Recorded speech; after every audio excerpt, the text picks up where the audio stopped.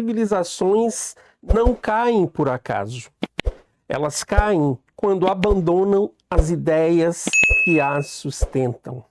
Neste canal, nós revisitamos os pensadores que explicam o passado para entender o presente e antecipar o futuro. Léo Strauss, filósofo que desafiou a modernidade.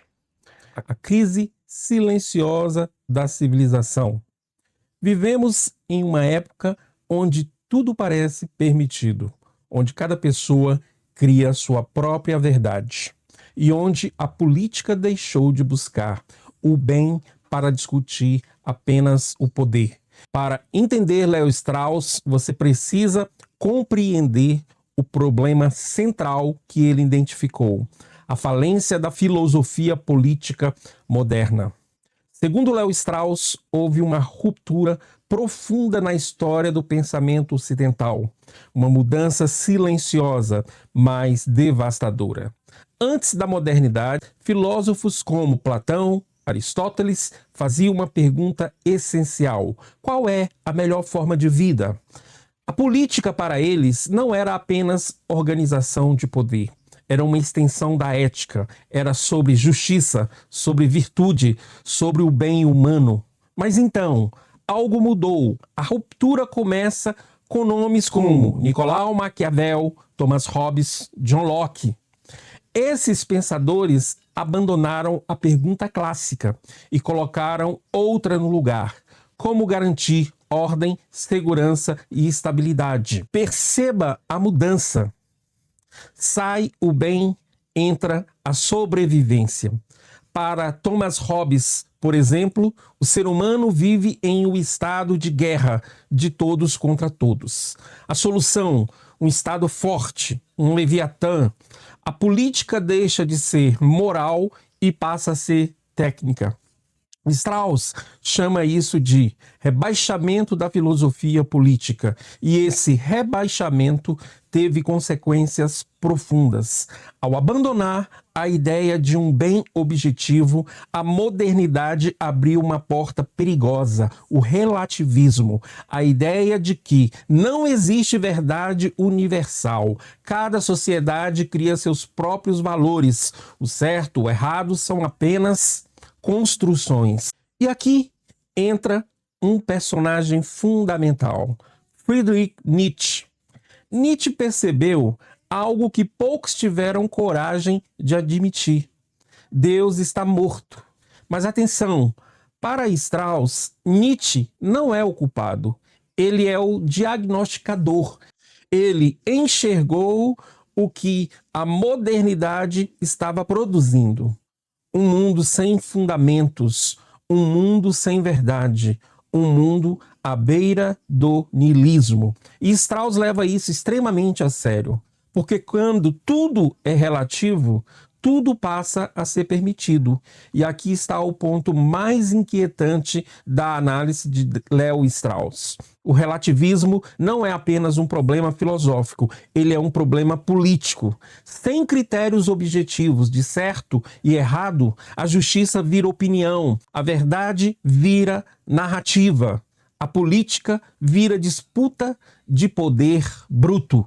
E isso abre espaço para algo muito mais sombrio: regimes totalitários. Strauss viveu no século XX. Ele viu de perto os efeitos de ideologias que rejeitaram a verdade objetiva. Nazismo, comunismo, massas manipuladas. Tudo isso, segundo ele, tem raízes na crise da filosofia moderna. Mas então surge a pergunta inevitável: se a modernidade falhou, existe uma outra alternativa? E é exatamente aqui que Strauss dá o primeiro passo, um passo ousado, quase provocador. Ele propõe algo que poucos estariam dispostos a aceitar: voltar aos antigos, mas não como nostalgia, e sim como redescoberta. Agora vamos entrar no cerne da obra de Strauss, o retorno a Platão e Aristóteles. A ideia de que a verdade pode sim ser conhecida,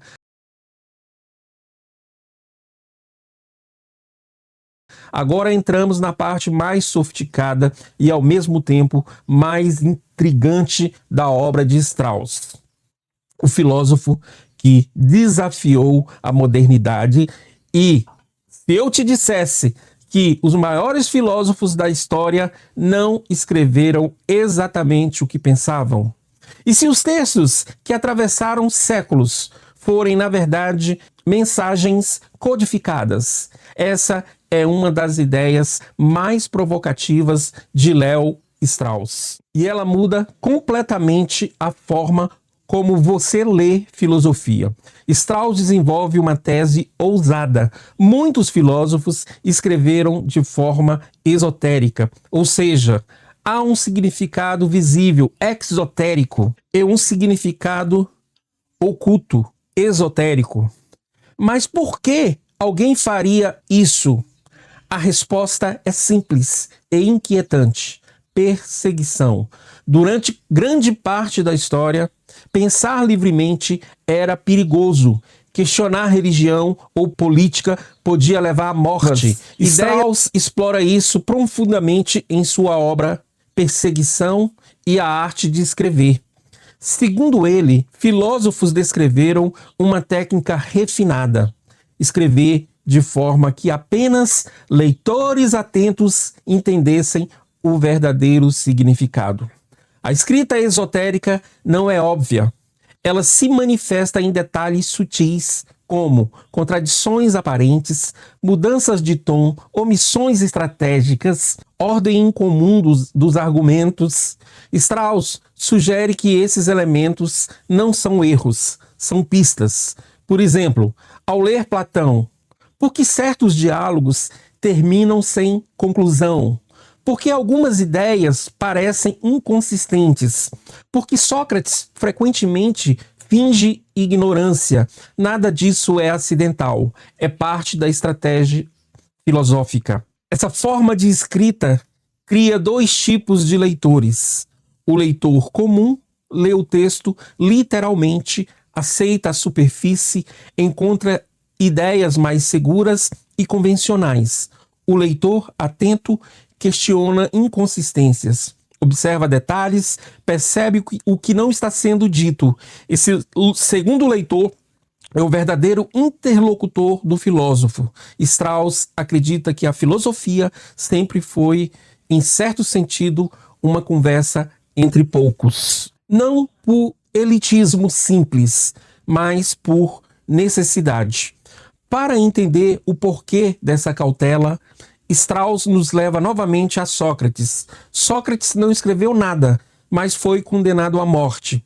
Seu crime: questionar crenças, desafiar autoridades, expor contradições. A mensagem é clara: a verdade pode ser perigosa, e os filósofos que vieram depois aprenderam essa lição. Eles não abandonaram a verdade, mas aprenderam a escondê-la. Strauss está certo? Então temos um problema sério. Talvez estejamos lendo os clássicos de forma errada. Talvez tenhamos simplificado ideias profundas, ignorado camadas importantes, transformado filosofia em algo superficial. E mais, a própria história da filosofia pode estar mal interpretada. Strauss não está apenas propondo uma teoria de leitura, ele está propondo uma revolução hermenêutica. Mas isso nos leva a uma pergunta decisiva: se existe um significado oculto, o que exatamente esses filósofos estavam tentando proteger? E mais importante, qual é a verdade que não pode ser dita diretamente? É aqui que Strauss entra em seu tema mais profundo: o conflito entre razão e sociedade, o problema do direito natural e a possibilidade de uma verdade universal. Vamos fechar esse percurso com os temas mais densos da obra de Léo Strauss. Agora vamos ao fechamento, onde Strauss atinge seu ponto mais profundo e também mais controverso. Léo Strauss, o filósofo que desafiou a modernidade. Verdade política e o destino da civilização. Depois de tudo que vimos até aqui, a crise da modernidade, o retorno aos clássicos, a escrita nas entrelinhas, chegamos ao ponto decisivo. Existe uma verdade objetiva sobre justiça, ou tudo é relativo? Essa não é apenas uma questão filosófica, é a pergunta que define o futuro da política. E é aqui que Léo Strauss trava sua batalha final. No centro da obra de Léo Strauss está a defesa de uma ideia antiga, mais poderosa, o direito natural. Essa ideia, presente desde Aristóteles, afirma que existe uma natureza humana. Essa natureza implica certos fins e desses fins derivam critérios de certo e errado. Ou seja, a justiça não é uma invenção. Ela pode ser conhecida, ela pode ser discutida racionalmente. Agora compare isso com o pensamento moderno, influenciado por Hegel ou Karl Marx, o chamado historicismo. Cada época cria seus próprios valores. Não existe verdade universal. Tudo depende do contexto histórico. Strauss vê nisso um problema fatal, porque se tudo é relativo, nada pode ser verdadeiramente defendido. Sem um padrão objetivo de justiça, leis se tornam decisões arbitrárias, políticas viram preferências, o poder substitui a verdade. E aqui está o ponto mais duro da crítica straussiana: o relativismo não leva à tolerância, ele leva ao niilismo. E o niilismo, por sua vez, abre espaço para regimes autoritários, manipulação ideológica, destruição de valores fundamentais. Strauss não está fazendo teoria abstrata, ele está olhando para o século XX e vendo exatamente isso acontecer. Mas, mesmo defendendo a verdade, Strauss não é ingênuo. Ele sabe que existe uma tensão inevitável entre filosofia e política. A filosofia busca a verdade, custe o que custar. A política busca a estabilidade, ordem e coesão. E isso gera um conflito permanente. Inspirado em Sócrates, Strauss entende que nem toda verdade pode ser dita diretamente, porque pode desestabilizar a sociedade, pode ser mal interpretada, pode gerar caos. Aqui entra um ponto delicado e muitas vezes mal compreendido. Strauss não está defendendo mentira, ele está defendendo prudência filosófica e a ideia de que a verdade exige responsabilidade, o conhecimento exige maturidade e nem todo público está preparado para tudo. A obra de Léo Strauss gerou uma escola de pensamento, o straussianismo. Seus alunos ocuparam posições importantes na academia e na política, principalmente nos Estados Unidos, mas isso também trouxe controvérsias. Strauss foi acusado de elitismo intelectual, justificar manipulação política, influenciar estratégias de poder. Muitas dessas críticas, no entanto, são simplificações, porque Strauss nunca ofereceu um manual político. Ele ofereceu algo mais desconfortável, uma crítica profunda às bases da modernidade. No final, o que Léo Strauss nos deixa não são respostas fáceis, mas perguntas difíceis. Existe uma verdade objetiva?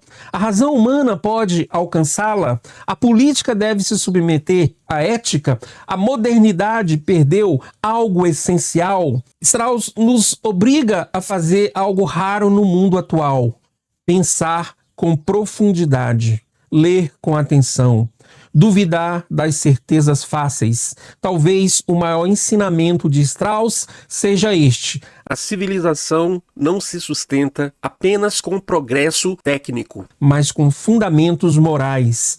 E quando esses fundamentos desaparecem, todo o resto começa a ruir. Mais um pensador da filosofia política, extremamente necessário para o nosso tempo, para compreendermos o atual momento pelo qual o mundo passa. Se você gosta de filosofia, de política, segue o canal, curte, comenta e compartilha. Grandes civilizações não caem por acaso. Elas caem quando abandonam as ideias que as sustentam. Neste canal, nós revisitamos os pensadores que explicam o passado para entender o presente e antecipar o futuro.